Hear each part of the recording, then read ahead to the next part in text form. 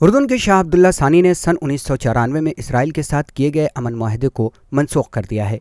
इस माहदे के तहत उर्दून के सरहदी इलाकों में इसराइली फौजी और किसान बिला किसी रुकावट के दाखिल हो सकते हैं। उर्दून के दारुल हुकूमत ओमान के कई शहरियों ने शाह अब्दुल्ला सानी के इस फैसले का खैर मक़दम किया है।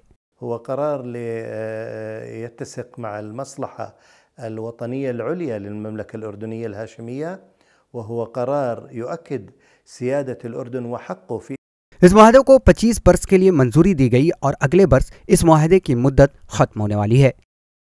इतवार के रोज उर्दून के शाह अब्दुल्ला सानी ने ऐलान किया कि वो इस माहदे को तौसी नहीं देंगे।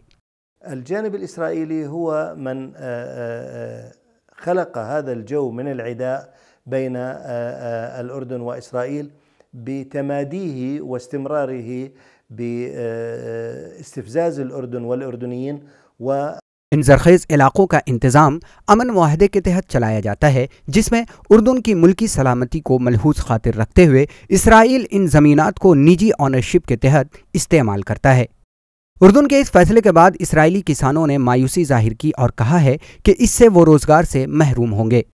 השטח עצמו הוא שטח שיושקע בו הרבה מאוד כספים, גם בתשתיות, כבישים, רישות של מים להשקיה וחשמל, וגם במבנים כאלה כמו שאנחנו गुज़िश्ता चंद माह से इसराइल और उर्दून के दरमियान ताल्लुकात में कशीदगी देखी गई है।